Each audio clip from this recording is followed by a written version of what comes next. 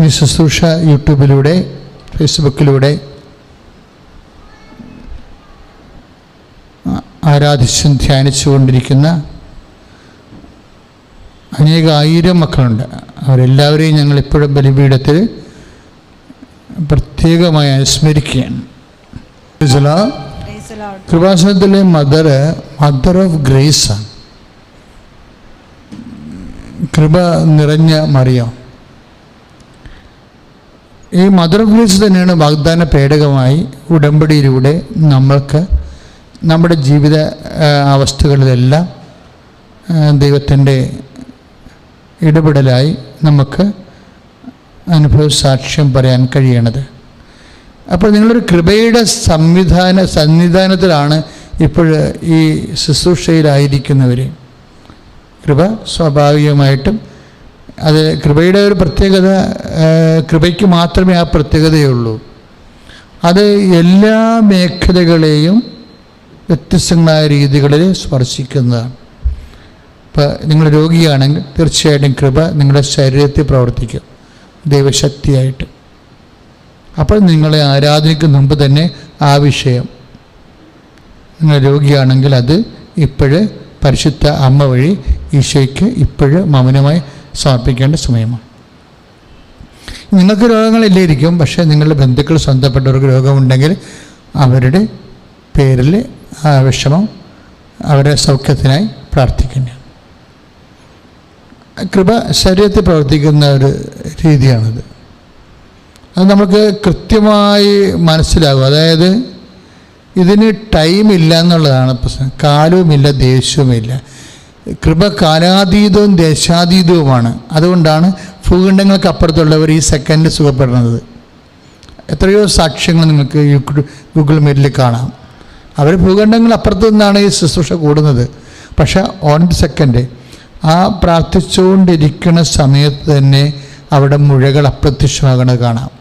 അപ്പം കൃപയുടെ ഒരു പ്രത്യേകത, ഇതിങ്ങനെ കണ്ണുകൊണ്ട് കാണാത്ത വിധത്തിലും ഇത് പ്രവർത്തിക്കും. ദൈവത്തിൻ്റെ ശക്തി പ്രവർത്തിക്കാം. അപ്പം ദൈവത്തിൻ്റെ ശക്തി പ്രവർത്തിക്കാൻ വേണ്ടി വ്യത്യസ്തങ്ങളായ, ഞാനിത് പറയാൻ കാരണം നിങ്ങൾക്കിതുപോലെ ജീവിത പ്രശ്നങ്ങളുണ്ടെങ്കിൽ അച്ഛൻ ആരാധന തുടങ്ങിയിട്ടില്ല. എപ്പോഴും തുടങ്ങുന്ന മുമ്പ് തന്നെ നിങ്ങൾ മൗനമായി ഭക്തിപൂർവ്വം സമർപ്പിക്കേണ്ടതാണ്. ഇപ്പോൾ ഒത്തിരി പേരുടെ ജോലി നഷ്ടപ്പെട്ടുകൊണ്ടിരിക്കുന്നു.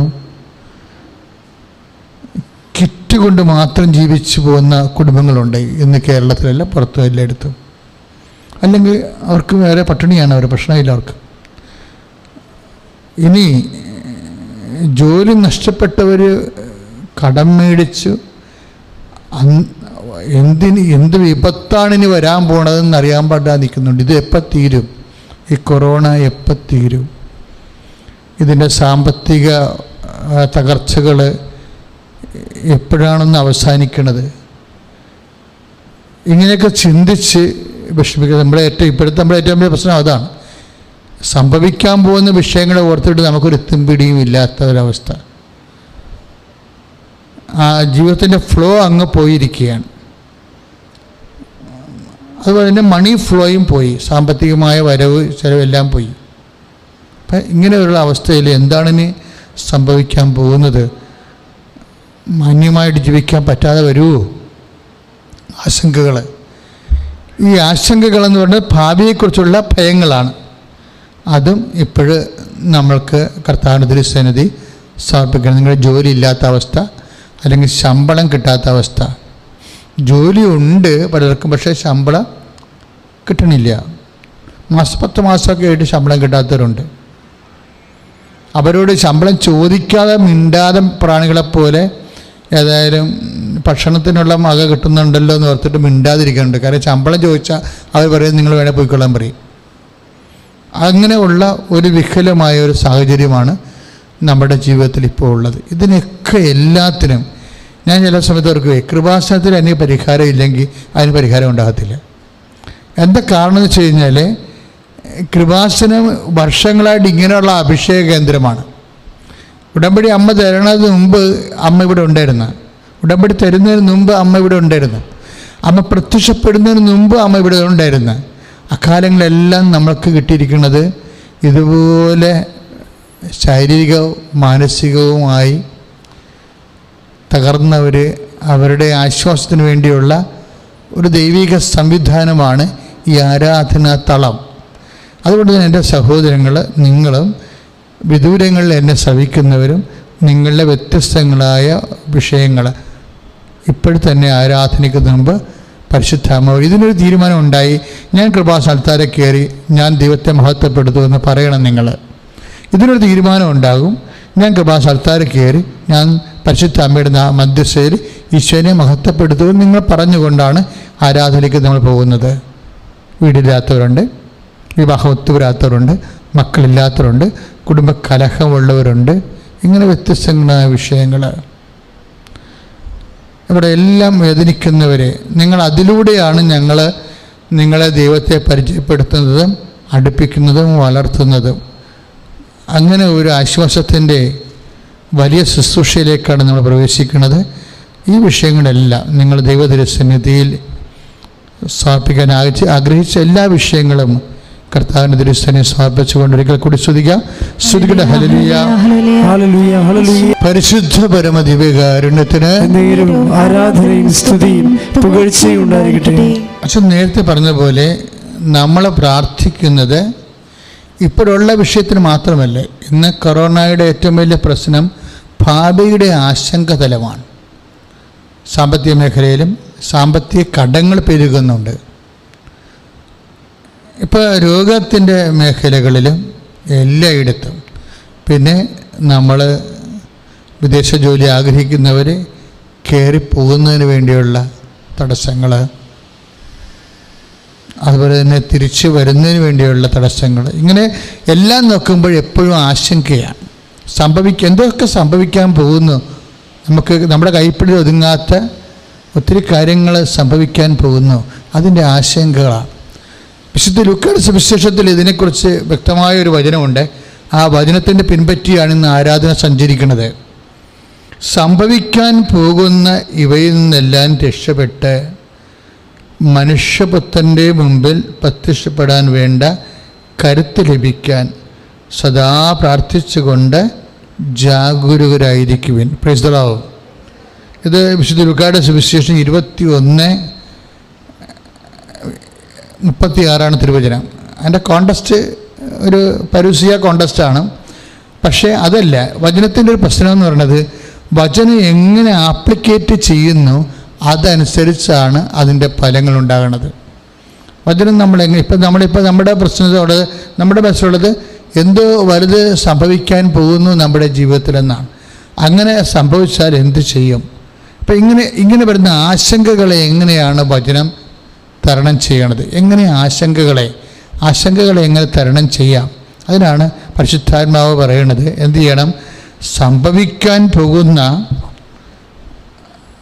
21:36 സംഭവിക്കാൻ പോകുന്ന ഇവയെന്നെല്ലാം രക്ഷപ്പെട്ട് മനുഷ്യപുത്രൻ്റെ മുമ്പിൽ പ്രത്യക്ഷപ്പെടാൻ വേണ്ട കരുത്ത് ലഭിക്കാൻ സദാ പ്രാർത്ഥിച്ചുകൊണ്ട് ജാഗരൂകരായിരിക്കുവിൻ. അപ്പം നമുക്ക് വേണ്ടത് കരുത്താണ്. ശരിക്കും സംഭവിക്കാൻ പോകുന്ന ആശങ്ക വരുമ്പോൾ നമ്മൾ എന്നാ സംഭവിക്കണത്? ആശങ്ക വരുമ്പോൾ സ്വാഭാവിക സാമ്പത്തിക ആശങ്ക വരാം. ഇപ്പോൾ രോഗിയാണെങ്കിൽ ശാരീരിക ആശങ്ക വരാം. ഞാൻ ഈ രോഗം കൊണ്ട് എത്ര കാലം സർവൈവ് ചെയ്യാൻ പറ്റും? എന്തായിരിക്കും എൻ്റെ അടുത്ത കൊല്ലത്തെ അവസ്ഥ? എന്തായിരിക്കും എൻ്റെ 10 കൊല്ലം കഴിയുമ്പോഴുള്ള അവസ്ഥ? അപ്പോൾ രോഗികളുടെ ആശങ്കകൾ. അപ്പോൾ നമുക്ക് ഇങ്ങനെ ആശങ്ക വരുമ്പോൾ നമുക്ക് എന്നാ സംഭവിക്കണത്? We will lost our courage. നമുക്ക് അതിൻ്റെ കരുത്ത് പോകും. അതാണ് ബൈബിൾ പറയണത്. കരുത്ത് ലഭിക്കണം. നമുക്ക് കരുത്ത് ലഭിക്കണം. അപ്പം നമ്മൾ പ്രാർത്ഥനയിലൂടെ ഉദ്ദേശിക്കുന്നത് പല ആൾക്കാരെ അനുഗ്രഹം എന്നാണ് ഉദ്ദേശിക്കുന്നത്. പക്ഷേ വചനം അനുഗ്രഹം എന്ന് മാത്രമല്ല പറയണത്. പ്രാർത്ഥനയിലൂടെ ഒരു വ്യക്തിക്ക് കിട്ടുന്നത് കരുത്താണ്. എന്നുവെച്ചാൽ ദ പവർ ടു സർവൈവ്. ഈ വിഷയത്തെ സർവൈവ് ചെയ്യാൻ ചിലപ്പോൾ ആ വിഷയം നമ്മൾ ആഗ്രഹിക്കുന്ന പോലെ നടന്നെന്ന് വരത്തില്ല. പക്ഷേ അതിൻ്റെ കറസ്പോണ്ടിങ് ആൻഡ് ഇക്വാലൻ്റ് പവർ നമുക്ക് കിട്ടും, കരുത്ത്. അച്ഛൻ പറഞ്ഞ മനസ്സിലായില്ലേ? ഇപ്പോൾ ഒരു വിഷയം നമ്മൾ വിചാരിക്കണ പോലെ തന്നെ സ്റ്റാർട്ട് ചെയ്ത് നടക്കണം നിർബന്ധമില്ല. പക്ഷെ നമ്മൾക്ക് അതിൻ്റെ പൊള്ളലേൽക്കാതെ സർവൈവ് ചെയ്യാൻ ആവശ്യമായ കരുത്ത് ദൈവം അലോട്ട് ചെയ്യും. അതാണ് 21:34 പറയണത്. സംഭവിക്കാൻ പോകുന്നതിൽ നിന്ന് രക്ഷപ്പെടാൻ വേണ്ടിയുള്ള കരുത്ത് ലഭിക്കാൻ. ഇപ്പം അവിടെ കരുത്താണ് വേണ്ടത്. ചില സമയത്ത് ബൈബിൾ അതിനെ കപ്പാസിറ്റി എന്നൊക്കെ വിളിക്കും. പക്ഷെ ഉൾക്കരുത്ത് ലഭിക്കാൻ വേണ്ടി എന്ത് ചെയ്യണം? സദാ പ്രാർത്ഥനയിൽ നിരതരായിരിക്കാൻ. ഒന്ന് അച്ഛനോട് ചേർന്ന് പ്രാർത്ഥിച്ച്, കർത്താവേ സംഭവിക്കാൻ പോകുന്ന വിഷയങ്ങളെക്കുറിച്ചെല്ലാം ഞങ്ങൾക്ക് പലതരത്തിലുള്ള ആശങ്കകളുണ്ട്. ഈ ധ്യാനത്തിൽ പങ്കെടുക്കുന്ന അതുപോലെ ആശങ്കപ്പെടുന്ന അനേകം മക്കള് ബലഹീനരായി പോകുന്നുണ്ട്. അവർക്ക് ആവശ്യമായ കരുത്ത്. വിശേഷം 21:36 പരിശുദ്ധ അമ്മയുടെ മധ്യസ്ഥത്തിലെ കാരുണ്യനാഥനോട് ഈ ആരാധനയിൽ ഞങ്ങൾ പ്രാർത്ഥിക്കുന്നു. കർത്താവേ, ദൈവികമായ സ്വർഗീയമായ കരുത്തിനാൽ ഈ നിമിഷം ഞങ്ങളെ അഭിഷേകം ചെയ്യണം.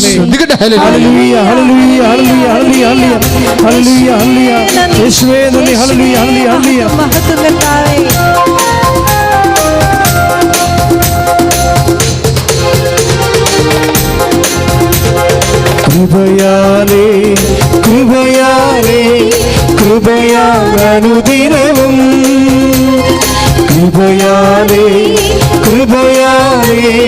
കൃപയാലനുദിനവും ബലഹീനതയിൽ ബലമേകി ബലവാനായോ നടത്തിടുന്നു. ബലഹീനതയിൽ ബലമേകി ബലവാനായോ നടത്തിടുന്നു. കൃപയാലനുദിനവും കൃപയാലനുദിനവും. കൃപയാലനുദിനവും കൃപയാലനുദിനവും.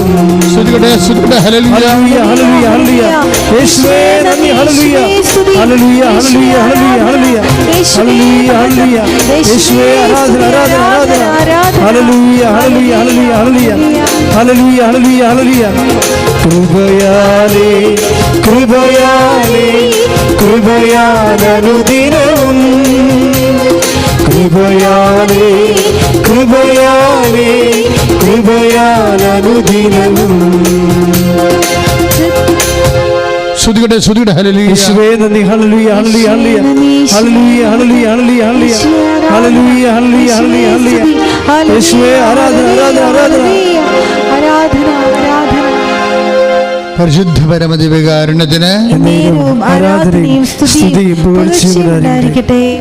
പ്രിയപ്പെട്ടവരെ, നമ്മൾ ഇതുപോലെയുള്ള ഭാവി ആശങ്കകളെ പ്രതിരോധിക്കാനും അതിൻ്റെ പൊള്ളലേൽക്കാതിരിക്കാനും. ഇപ്പം പൊള്ളലേൽക്കാതിരിക്കുന്നത് ബൈബിളിലെ ഒരു വലിയ ആധ്യാത്മിക അനുഭവമാണ്. ഒരു വിഷയത്തിന് സ്വാഭാവികമായിട്ട് വരുന്ന പൊള്ളലേൽക്കാതെ നമുക്കതിനെങ്ങനെ പ്രതിരോധിക്കാൻ പറ്റും? ബൈബിൾ അന്വേഷിക്കുന്ന ഒരു വിഷയമാണ്. എനിക്കിതിനെക്കുറിച്ചൊരു 10-20 കൊല്ലം മുമ്പ് തന്നെ ഈ നോട്ട് കിട്ടിയതാണ്. അതായത് മനുഷ്യനെ ആവസിക്കുന്ന അതീവ ഉത്കണ്ഠാകരമായ വിഷയത്തിൻ്റെ മേലെ അവൻ്റെ മെയ്യിട്ട് കൊള്ളാതെ ദൈവം പൊതിയപ്പെടുന്ന ഒരു ശാരീരിക ദൈവാനുഭവമുണ്ട്. എൻ്റെ ഒരു പ്രാർത്ഥനാ സുഹൃത്ത് ഇടയ്ക്ക് ഞാൻ പറഞ്ഞിട്ടുള്ളതാണ്, എൻ്റെ ജീവിതത്തിൽ വന്നിട്ടുള്ള നല്ല അനുഭവങ്ങളൊന്നാണത്. ഒരിക്കലും അദ്ദേഹത്തിന് CBI റെയ്ഡുണ്ടായി. അദ്ദേഹം ഒരു വ്യവസായി ആയത് കാരണം, വ്യാപാരി ആയത് കാരണം CBI റെയ്ഡുണ്ടായി. റെയ്ഡ് പലതരത്തിലുള്ള ദിവസങ്ങൾ. ആ ദിവസങ്ങളിൽ തന്നെ വിജിലൻസിൻ്റെ റെയ്ഡുണ്ടായി, ക്രൈംബ്രാഞ്ച് ഉണ്ടായി. കാര്യം പുള്ളിയുടെ ശത്രുക്കൾ പുള്ളിയെ ബിസിനസ്സിൽ നിന്ന് കളയാൻ വേണ്ടി ചെയ്യണ ഒത്തിരി ഹൈക്കോടതി കുറേ കേസ്. ഞാൻ ഈ സമയത്ത് ഓർക്കുകയും, ഒരു മനുഷ്യന് ഇങ്ങനെ ഇത്രയും പ്രശ്നങ്ങൾ ഹാർട്ട് അറ്റാക്ക് ഇല്ലാതെ എങ്ങനെ ജീവിക്കാൻ പറ്റുമെന്ന്. കാര്യം ഒരു കേസല്ലേ. അതായത് വിജിലൻസിൻ്റെ കേസുണ്ട്, ക്രൈംബ്രാഞ്ചിൻ്റെ കൂടെ CBI. അതായത് ഈ മനുഷ്യൻ്റെ പിന്നിലാണ് എപ്പോഴും പോലീസ്. ഒരു ദിവസം അദ്ദേഹം എന്നെ രാത്രി വിളിച്ചു. ഞാൻ എപ്പോഴും അത് ഓർക്കും. അങ്ങനെയാണ് ഞാൻ ഈ അഭിഷേകം പഠിച്ചെടുത്തത്.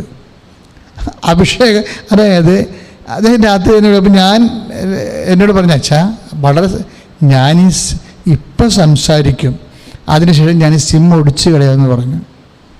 കാര്യം എന്താ, എന്നെ പോലീസ് ഫോളോ ചെയ്യുന്നുണ്ടെന്ന് പറഞ്ഞു. കാര്യം അകത്തായാൽ പിന്നെ പുള്ളിയെ സപ്പോർട്ട് ചെയ്യാൻ ആർക്കും പറ്റത്തില്ല. അകത്തായത് തന്നെ അത്രയും തന്ത്രപരമായിട്ടാണ് നിൽക്കുന്നത്. അകത്ത് പോകരുത്, പോകുമെന്ന് പുള്ളിക്ക് ഉറപ്പായി. കാര്യം പുള്ളി 14ാമത്തെ നിലയിൽ നിൽക്കുകയാണ്, പോലീസ് താഴെയാണ് നിൽക്കുന്നത്. അപ്പോൾ ലൊക്കേറ്റ് ചെയ്യാൻ പറ്റുന്നില്ല. ദൈവത്തിൻ്റെ എന്തോ അനുഗ്രഹമാണ്. പക്ഷേ ഇയാൾ എവിടെയോ ഈ പ്രദേശങ്ങളിൽ എവിടെയോ ഉണ്ടെന്ന് അവർക്ക് മനസ്സിലാകുന്നുണ്ട്. പക്ഷേ വേറിട്ട് ലൊക്കേറ്റ് ഒന്നും പിടികിട്ടുന്നില്ല. അതുകൊണ്ട് പക്ഷേ പുള്ളിക്കറിയാം പിടുത്തത്തിലായി പോയെന്നറിയാം. എന്നോട് പറയും, നാളെ എന്നെ അച്ഛന് കോള് കിട്ടില്ലെങ്കിൽ ഞാൻ അകത്തായെന്ന് വിചാരിച്ചാൽ മതിയെന്ന് പറയും. അപ്പോൾ ഈ മനുഷ്യൻ ഇങ്ങനെ പരവേശം കൊള്ളിക്കണം, വിഷമിച്ചിട്ട് സങ്കടപ്പെട്ട്. ഞാൻ ആദ്യമായിട്ട് അങ്ങനെ അത്രയും ആ മനുഷ്യൻ വേദനിക്കണേ കാണുന്നത്. അപ്പോൾ എനിക്കാണെങ്കിൽ ഒന്നും ചെയ്യാനില്ല. കാര്യം മറ്റൊരു സിറ്റിയിൽ എനിക്കാണെങ്കിൽ സംസാരിക്കാൻ പറ്റും. കാര്യം എൻ്റെ സംസാരം പിടിച്ചെടുത്താൽ പോലീസ് അപ്പം തന്നെ ഇയാൾ എവിടെയാണെന്ന് ലൊക്കേറ്റ് ചെയ്യും. അപ്പോൾ എനിക്ക് സംസാരിക്കാൻ പറ്റണില്ല. അപ്പം ഞാൻ ഉടനെ അദ്ദേഹത്തോട് എനിക്ക് കമ്മ്യൂണിക്കേറ്റ് ചെയ്യാൻ പറ്റില്ല. കാര്യം ഞാൻ അവളെ ഇൻ്റലിജൻ്റായിട്ടാണ് മൂവ് ചെയ്യണത്. പുള്ളി എന്നോട് സംസാരിച്ചുകൊണ്ട്, അച്ഛൻ ഒന്നും പറയരുത്, പേര് പറയരുത്, സ്ഥലം പറയരുത്, ഒന്നും പറയരുത്, ഞാൻ നീ എന്നൊക്കെ പറയാവൂ. അത്രയേ ഉള്ളൂ പ്രശ്നം. കാര്യം അത്രയും സീരിയസ് ആണ് വിഷയം. കള്ളക്കേസാണ്. പക്ഷേ നമ്മൾ തെളിയിക്കണം കോടതി തെളിയിക്കണമെമ്പോൾ അകത്തായിപ്പോയത് തന്നെ. അതാണ് നമ്മുടെ നിയമവ്യവസ്ഥയുടെ പ്രത്യേകത. അതാണ് മുൻകൂർ ജാമ്യമില്ല. കള്ളക്കേസാണ്. പക്ഷെ അത് തെളിയിക്കണമെങ്കിൽ എന്ത് ചെയ്യണം? കോടതി വരണം. കോടതി വെക്കേഷൻ ആണെങ്കിൽ നമ്മൾ ഉണ്ട തിന്നത് തന്നെ പ്രശ്നം. കോടതി വെക്കേഷൻ ആകുമ്പോൾ മാത്രമേ ഇങ്ങനെയുള്ള ആൾക്കാരെ പിടിച്ചകത്തിടാൻ ഉദ്ദേശിക്കുന്ന ഒരു ശത്രുക്കൾ കൃത്യമായ കാര്യം നിൽക്കത്തുള്ളൂ. പിന്നീടല്ല ഇവരെ അകത്തിട്ട് കഴിഞ്ഞാൽ പിന്നെ കൂടുതൽ ലീവായിരിക്കും. പിന്നെ 2 മാസം കഴിയേണ്ടി വരും. അതിനുള്ളിൽ എല്ലാ തെളിവുകളും ആർക്ക് അനുകൂലമാക്കി അവരെടുക്കും. ഇങ്ങനെ ഒന്നും ചെയ്യാൻ പറ്റാത്ത ഒരവസ്ഥ. അങ്ങനെ ഒരു അവസ്ഥ വന്നപ്പോൾ എനിക്കും എന്ത് ചെയ്യാൻ പറ്റും? എനിക്കും ഒന്നും ചെയ്യാൻ പറ്റത്തില്ല. ഞാൻ എന്ത് ഉപദേശം കൊടുക്കും? എനിക്കൊരു ഉപദേശം കൊടുക്കാൻ പറ്റണില്ല, പേര് പോലും വിളിക്കാൻ പറ്റണില്ല. പിന്നെ എന്തു ചെയ്യും? ഇതാണ് ഈ പ്രശ്നം. അപ്പോൾ ഇങ്ങനെ വരുമ്പോൾ ഈ നമ്മൾക്ക് പരിശുദ്ധാത്മാവ് ഉണ്ടെങ്കിൽ അതിപ്പോൾ ഒരു ഭയങ്കര ഈ ക്രിസ്ത്യൻസിൻ്റെ ഏറ്റവും ശക്തിയും ഏറ്റവും ബലഹീനതയും പരിശുദ്ധാത്മാവിനെക്കുറിച്ചുള്ള അറിവുകേടാണ് സംഭവം. നമ്മുടെ ക്രിസ്ത്യൻസിൻ്റെ ഏറ്റവും വലിയ ശക്തി എന്താണ്? പരിശുദ്ധാത്മാവ്. കാരണം ജന്മനാ തന്നെ ജനിക്കുമ്പോൾ തന്നെ ജ്ഞാനസ്ഥാനത്തിലൂടെയൊക്കെ പരിശുദ്ധാത്മാവിനെ കിട്ടുന്നതാണ്. നമ്മൾക്ക് പിന്നെ സ്ഥൈര്യലേപനത്തിലൂടെയൊക്കെ അത് സ്ഥിരപ്പെടുത്തിയെടുക്കുന്നതാണ്. പക്ഷേ പരിശുദ്ധാത്മാവിനെ ഓൾറെഡി ബാപ്റ്റിസത്തിൽ കിട്ടും. പിന്നെ നമ്മളതിനെക്കുറിച്ച് കോൺഷ്യസ് അല്ല പക്ഷേ പിന്നീട് നമ്മൾ വളർന്നു വരുമ്പോൾ ഈ പരിശുദ്ധാത്മാവ് നമ്മുടെ ജീവിതത്തിൽ പ്രവർത്തിക്കുന്നതിനെക്കുറിച്ച് നമ്മളത് ഊതി. ഇപ്പം തിമോത്തി 6 പറയത്തില്ലേ, to fan into flames എന്ന് പറയും. എൻ്റെ കൈവെപ്പിലൂടെ നിനക്ക് ലഭിച്ച ദൈവീക വരം ഊതി കത്തിക്കാൻ. അതാ നല്ല രസമുള്ള വാക്കാണ് ഇംഗ്ലീഷ് ഉപയോഗിക്കുന്നത്, to fan into flames. എന്നുവെച്ചാൽ ഊതി കത്തിക്കുകയാണ്. അതായത് നമ്മൾ ഊതാറുമില്ല, കത്തിക്കാറുമില്ല. പരിശുദ്ധാത്മാവിന് വരുന്ന നമ്മളുടെ ജീവിതത്തിൽ വരുന്നൊരു വിഷയം അതാണ്. നമ്മൾ ഊതാറുമില്ല, കത്തിക്കാറുമില്ല. നാട്ടുകാരെ മൊത്തം നമ്മൾ ഊതും, പക്ഷെ പരിശുദ്ധാത്മാവിന് വേണ്ടി നമ്മൾ ഊതാറില്ല. അതിലൊരു ഏറ്റവും പ്രധാനപ്പെട്ട കാര്യം ഇപ്പോൾ എഴുതിയിട്ടുണ്ട്, സദാ പ്രാർത്ഥനയും നിരന്തരം. പരിശുദ്ധാത്മാവിന് നമുക്ക് ലീവ് കൊടുത്ത് പ്രാർത്ഥിക്കാൻ പറ്റത്തില്ല. എപ്പോഴും നമ്മൾ മനസ്സിലാക്കണം. ലീവ് കൊടുത്ത് ഇപ്പം നമ്മൾ ഇപ്പോൾ 21:36 പറഞ്ഞില്ലേ, 21:36 എന്താ പറഞ്ഞത്? സംഭവിക്കാൻ പോകുന്നതെന്നെല്ലാം രക്ഷപ്പെടാൻ, മനുഷ്യപുത്രൻ്റെ മുമ്പിൽ ഹാജരാകാൻ സദാ പ്രാർത്ഥനാ നിരതരും. അവിടെ ഒരു വിഷയം, സദായ്ക്കാണ് വാക്ക്. നമ്മൾ പ്രാർത്ഥിക്കുന്നില്ല എന്നല്ല പറയണത്, നമ്മളെല്ലാവരും പ്രാർത്ഥിക്കുന്നവരാണ്. പക്ഷേ നമ്മൾക്ക് വേണ്ടത്രയും വോൾട്ടേജ് സിംഗിൾ ഫേസിലാണ് പോകുന്നത്. നമ്മളുടെ ആധ്യാത്മിക ജീവിതത്തിൻ്റെ ഒരു പ്രത്യേകത ഇത് സിംഗിൾ ഫേസിലാണ് വർക്ക് ചെയ്യണത്. സിംഗിൾ ഫേസ് വർക്ക് ചെയ്താൽ അതിൽ ബൾബൊക്കെ തെളിയിക്കാൻ പറ്റും, ഇതുപോലെ ഫാനൊക്കെ കറക്കാൻ പറ്റും. പക്ഷേ ഒരു മോട്ടർ, ഒരു അരിയോ ഗോതമ്പോ ഒക്കെ പൊടിപ്പിക്കണമെങ്കിൽ അത് വെള്ളം പമ്പ് ചെയ്യണമെങ്കിൽ ഒരു മോട്ടർ 3 ഫേസിൻ്റെ മോട്ടർ വർക്ക് ചെയ്യാൻ പറ്റത്തില്ല. അതാണ് പ്രശ്നം. നമ്മൾ പ്രാർത്ഥിക്കുന്നവരല്ലെന്നല്ല, നമുക്കൊക്കെ കുടുംബ പ്രാർത്ഥന ഉണ്ട്, നമുക്ക് എല്ലാ തരത്തിലുള്ള പ്രാർത്ഥനകളും ഉണ്ട്. ഓരോ വീടുകളിലൊക്കെ ചെന്ന് 1 കിലോ 2 കിലോ ഒക്കെ പുസ്തകം തന്നെ പ്രാർത്ഥനാ പുസ്തകമുണ്ട്. പക്ഷേ എന്താ സംഭവിക്കണമെന്ന് വെച്ച് കഴിഞ്ഞാൽ നമ്മൾക്ക് സദാ പ്രാർത്ഥന, അപ്പം നിങ്ങളവർക്ക് ഇതുപോലെ എപ്പോഴും പള്ളി വന്നിരുന്ന് പ്രാർത്ഥിക്കുന്ന അതല്ല. സദാ പ്രാർത്ഥന മീൻസ് പ്രെയർ കോൺഷ്യസ് ആണ്. നമുക്ക് എപ്പോഴും ദൈവത്തെക്കുറിച്ചുള്ള ഒരു ചിന്ത, ഇത് നിങ്ങൾ ദൈവത്തോട് ചോദിച്ച് വാങ്ങിക്കേണ്ടതാണ്. കർത്താവേ, നിന്നെക്കുറിച്ചുള്ള ഒരു ചിന്ത എപ്പോഴും എൻ്റെ മനസ്സിൽ തരണേ. അങ്ങനെ നിന്നെക്കുറിച്ചുള്ള ചിന്ത തരണേ എന്ന് പറഞ്ഞ് നമ്മൾ പരിശുദ്ധാത്മാവിനെ നിലനിർത്തി തരാൻ വേണ്ടി പ്രാർത്ഥിച്ചാൽ പിന്നീട് ഈ പ്രാർത്ഥന നമ്മുടെ ഉള്ളിൽ നിന്ന് വരും. ഓരോരോ സമയത്ത് വേണ്ട പ്രാർത്ഥനകളുണ്ട്. ഇപ്പം നിങ്ങൾ പറയും, ഇപ്പം നമ്മൾ പ്രാർത്ഥന പേഴ്സണത്തിൻ്റെ പ്രാർത്ഥനാ പുസ്തകത്തിലുണ്ട്, എന്താണ് ഇപ്പം ഔസേപ്പിതാവിൻ്റെ കാലമാണിത്. ഇപ്പം നമ്മൾ പറയും ഔസേപ്പിതാവ് നല്ല മരണത്തിൻ്റെ പുണ്യാളനാണെന്ന് പറയും. ഇപ്പം നല്ല മരണത്തിന് വേണ്ടി പ്രത്യേക പ്രാർത്ഥനയുണ്ട് അല്ലേ? നല്ല മരണത്തിന് വേണ്ടിയുള്ള പ്രാർത്ഥനയുണ്ട്. യാത്രയ്ക്ക് വേണ്ടിയുള്ള പ്രാർത്ഥനയുണ്ട്. ഗർഭിണികൾ ആശുപത്രി ടെസ്റ്റിന് പോകുന്ന സമയത്തുള്ള പ്രാർത്ഥനയുണ്ട്. അബോർട്ടാകാതിരിക്കാനും ഡോക്ടറിനെ സമർപ്പിച്ചുള്ള പ്രാർത്ഥനയുണ്ട്. ഞാൻ തന്നെ ഒരു 10-20 കൊല്ലത്തോളം ഇത്തരം പ്രാർത്ഥന കൂടെ എഴുതിയിട്ടുണ്ട്. കാര്യം എനിക്ക് ജനത്തിൻ്റെ ജീവിതത്തിൻ്റെ അവസ്ഥകളൊക്കെ അറിയാവുന്ന കാരണം അവസ്ഥകളെല്ലാം വെച്ച് ഞാൻ പ്രാർത്ഥന എഴുതിയിട്ടുണ്ട്. നമ്മുടെ കുടുംബാസന പുസ്തകത്തിലുണ്ട് ആ പ്രാർത്ഥനകളെല്ലാം. ജോലി ജപിക്കുന്ന മുമ്പ്, യാത്രയ്ക്ക് പോകുന്ന മുമ്പ്, ഇങ്ങനെ ഒരുമാതിരിപ്പെട്ട മനുഷ്യൻ്റെ ജീവിതത്തിൻ്റെ എന്തെല്ലാം വിഷയങ്ങളാണ് പ്രാർത്ഥിക്കേണ്ടത്. പരീക്ഷയ്ക്ക് പോകാൻ നേരത്തുള്ള പ്രാർത്ഥന, എല്ലാത്തിനും പ്രാർത്ഥനയുണ്ട്. പക്ഷേ ഇങ്ങനെയൊക്കെ പ്രാർത്ഥന ഉണ്ടെങ്കിലും ചില സമയത്ത് നമുക്ക് നമ്മൾ ചെന്ന് പെടുന്ന ജീവിത സാഹചര്യത്തിന് പറ്റണ പ്രാർത്ഥന ഒരു പുസ്തകത്തിലും കാണത്തില്ല. നമ്മൾ ചെന്ന് പെടുന്ന ജീവിത സാഹചര്യത്തിന് പറ്റുന്ന പ്രാർത്ഥന ഒരു പുസ്തകത്തിലും ചിലപ്പോൾ കാണത്തില്ല. കാര്യം അങ്ങനെയാണ് മനുഷ്യൻ്റെ അവസ്ഥ. ഞാനിപ്പോൾ ഈ മനുഷ്യനോട് ഞാൻ, കർത്താവ്, ഈ 14-ാം നിലയിലെ സിം ഒടിക്കാൻ പോകുന്ന മനുഷ്യന് വേണ്ടി എന്താണ് പ്രാർത്ഥിക്കേണ്ടത്? കാരണം നാളെ ആളകത്ത് പോവുകയാണ്. ഒന്നെങ്കിൽ പോലീസ് മുകളിലോട്ട് കയറി വരും, അല്ലെങ്കിൽ അയാൾക്ക് താഴെ ഇറങ്ങേണ്ടി വരേണ്ടി വരും. എന്നാലും അകത്താവും. ഈ മനുഷ്യന് വേണ്ടി എന്താണ് പ്രാർത്ഥിക്കേണ്ടത്? അപ്പോൾ അതോടെ പ്രാർത്ഥനയില്ല. പക്ഷെ പരിശുദ്ധാത്മാവിൻ്റെ കയ്യിൽ ഇതിൻ്റെ പ്രാർത്ഥനയുണ്ട്. ഇതാണ് വിഷയം. പരിശുദ്ധാത്മാവിൻ്റെ കയ്യിൽ ഈ മനുഷ്യന് വേണ്ടിയുള്ള സ്യൂട്ടബിൾ പ്രെയർ ഉണ്ട്. ഇതുകൊണ്ടാണ് ഈ പൗലോസ് പറയുവേ, അതായത് വേണ്ട വിധം പ്രാർത്ഥിക്കേണ്ടത് എങ്ങനെയെന്ന് നമുക്കറിയത്തില്ല. ശ്രദ്ധിച്ച മക്കളെ, ശുദ്ധ പരമദിവ്യകാരുണ്യത്തിന് ആരാധനയും സ്തുതിയും പുകഴ്ചയും ഉണ്ടാകട്ടെ. അപ്പം അച്ഛൻ പറയുന്ന മക്കൾക്ക് മനസ്സിലായോ? അതായത് എല്ലാത്തിനും A to Z നമ്മുടെ വീട്ടിലെ പ്രാർത്ഥനാ പുസ്തകത്തിൽ പ്രാർത്ഥനയുണ്ട്. പക്ഷെ നമ്മൾ സ്ട്രെയിഞ്ച് ജീവിതാനുഭവങ്ങളിലൂടെയാണ് പോകണമെങ്കിൽ അതിനെ പറ്റിയ പ്രാർത്ഥന ഈ പുസ്തകത്തിൽ ചിലപ്പോൾ കാണത്തില്ല. ഇപ്പം അതുപോലെയാണ് ഈ മനുഷ്യൻ ചെന്ന് പെട്ടിരിക്കുന്നത്. എന്താണ്? 14-ാം നിലയിൽ താഴെ ഇറങ്ങിയ പോലീസ് വരും, അല്ലെങ്കിൽ മുകളിലോട്ട് പിടിക്കും. അകത്ത് പോയാൽ ജാമ്യമില്ല. എങ്ങനെ പ്രാർത്ഥിക്കും? നമ്മളകത്ത് പോയാൽ അങ്ങനെ ഒത്തിരി കാശ് ഗവൺമെൻറ്റിൽ നിന്നും ഈ ധാന്യമൊക്കെ സപ്ലൈ ചെയ്യുന്ന വ്യവസായിയാണ്. അങ്ങനെയൊക്കെ അത് കിട്ടാൻ ഉണ്ട്. പക്ഷേ അകത്ത് പോയാൽ പിന്നെ കിട്ടത്തില്ല, ഈ പൈസ എല്ലാം പോകും. ഇപ്പോൾ ഒരു തരത്തിലും നമുക്ക് പ്രതീക്ഷ വെക്കാൻ ഒന്നുമില്ലാത്തൊരവസ്ഥ. ഈ സമയത്ത് നമ്മൾ എന്ത് പ്രാർത്ഥിക്കും? ഇവിടെയാണ് പരിശുദ്ധാത്മാവിൻ്റെ റെലവൻസ് എന്ന് പറയുന്നത്.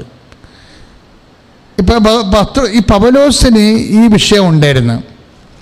കാര്യം എന്ത് പ്രാർത്ഥിക്കണമെന്ന് അറിയാൻ പറ്റാത്ത അവസ്ഥ. ഓരോരോ ഇപ്പോൾ സഭയിലുള്ള പ്രശ്നങ്ങൾ, 14 സഭകൾ അങ്ങനെ സ്ഥാപിച്ചു. ആ സഭയിലെല്ലാം പ്രശ്നമുണ്ടായി. കൊറോന്തോസ് സഭയിലാണ് ഏറ്റവും കൂടുതൽ പ്രശ്നം ഉണ്ടായത്. അപ്പോൾ പല ആൾക്കാരും വേണ്ട ഉപദേശങ്ങൾ ആ സഭയിൽ തന്നെ വന്ന് പറയും. നമ്മളിതുപോലെ ഇപ്പോഴത്തെ പോലെ ഫോൺ വിളിച്ച് സംസാരിക്കാനോ വണ്ടി എടുത്ത് ചെല്ലാനോ പറ്റാത്ത അവസ്ഥയാണ്. കപ്പൽ കയറിപ്പോകണം. കപ്പലിൻ്റെ സ്വഭാവമാണെങ്കിൽ കാറ്റനുസരിച്ചാണ്. ഒരു ദിവസം അങ്ങോട്ട് നമ്മൾ 2 കിലോമീറ്റർ പോയാൽ രണ്ടാമത്തെ ദിവസം കാറ്റ് തിരിഞ്ഞ് വീശുമ്പോൾ 3 കിലോമീറ്റർ പുറകോട്ട് വരും.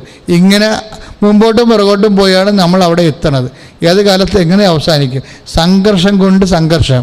എന്ത് പ്രാർത്ഥിക്കണം, ഇങ്ങനെയൊക്കെ വരുമ്പോൾ എന്താ പ്രാർത്ഥിക്കണമെന്ന് പൗലോസിന് പിടിയുമില്ല. അപ്പം നമുക്ക് മാത്രമല്ല ഈ പ്രശ്നമുള്ളത്.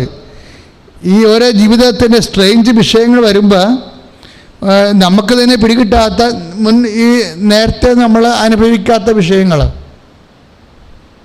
അത് നല്ലതും വരും മോശവും വരും.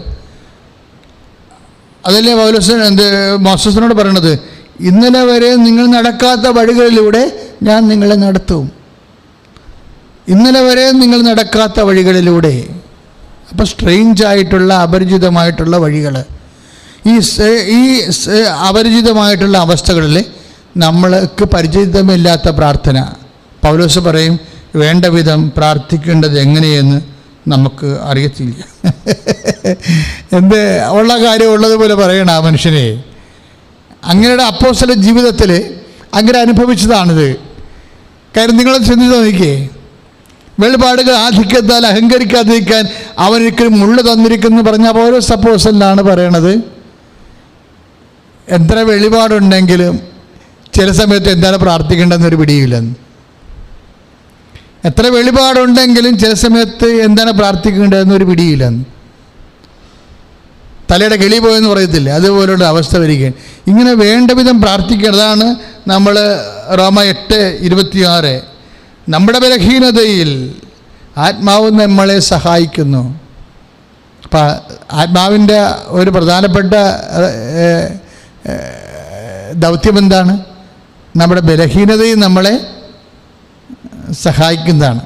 ഒന്ന് പ്രാർത്ഥിച്ച്, കർത്താവേ ഞങ്ങളുടെ ബലഹീനതയിൽ ഞങ്ങളെ സഹായിക്കുന്ന പരിശുദ്ധാത്മാവിനാൽ ഞങ്ങളെ ശക്തിപ്പെടുത്തണമേ. ശ്രുതികട്ടെ ഹല്ലേലൂയ. പരിശുദ്ധ പരമദിവ്യകാരുണ്യത്തിന് ആരാധനയും സ്തുതിയും പുകഴ്ചയും ഉണ്ടാകട്ടെ. നമുക്ക് അറിഞ്ഞുകൂടാ എന്താ പറയണത്, നമുക്ക് അറിഞ്ഞുകൂടാ എന്താ പറയണത്. നിസ്സാരമല്ല. ഒരു അപ്പോസ്തലനാണിത് പറയണത്. അങ്ങയുടെ സഭയിൽ അങ്ങേ യേശുക്രിസ്തു കഴിഞ്ഞ പിന്നെയുള്ള ഒരാളാണ്. അങ്ങേരുടെ നിസ്സഹായ അവസ്ഥ പറയും. നമുക്ക് അറിഞ്ഞുകൂടാ എന്ന്. നമുക്ക് പ്രാർത്ഥിക്കാൻ, ചില സാഹചര്യങ്ങളിൽ പ്രാർത്ഥിക്കാൻ നമുക്ക് അറിഞ്ഞുകൂടാ. ഇതിപ്പോൾ ഒരു 4ാം ക്ലാസ്സിൽ കൊച്ചാ പറയണമെങ്കിൽ നമുക്ക് സംസാരിക്കാം. ഓ സാരമില്ല, കൊച്ചിന് അറിയാത്തതാണ്. ഇതാരാ പറയണത്? ഒരു അപ്പോസ്തലനാണ് പറയണത്. എല്ലാം അറിയാവുന്ന മനുഷ്യൻ എന്ന് നമ്മൾ പറയും. പക്ഷെ പൗലോസ് അപ്പോസ്തലൻ ഇടയ്ക്ക് പറയും, അറിയാം, പക്ഷേ അറിയാം എന്ന് വിചാരിക്കുന്നവൻ അറിയേണ്ടത് അറിയുന്നില്ല. അതിലൊന്നാണ് പ്രാർത്ഥനയ്ക്ക് അറിഞ്ഞുകൂടാ എന്ന് പറയണത്. പൗലോസ് അപ്പോസ്തലൻ ഇടയ്ക്ക് പറയവേ, അറിയാം എന്ന് എല്ലാവരും പറയും, അറിയാമെന്ന് പറയുന്നവൻ അറിയേണ്ടത് അറിയുന്നില്ല എന്ന്. അറിയേണ്ടത് എന്താണ്? വേണ്ട വിധം പ്രാർത്ഥിക്കേണ്ടത് എങ്ങനെയാണെന്ന് അറിയത്തില്ലെന്നാണ്. അപ്പം അറിയേണ്ട ഒരു കാര്യമാണ് വേണ്ട വിധം പ്രാർത്ഥിക്കേണ്ടത്. എപ്പോഴാണ്? നമ്മുടെ ബലഹീനതയിൽ. അതാ 1 കൊറിന്ത്യൻസ് 5:2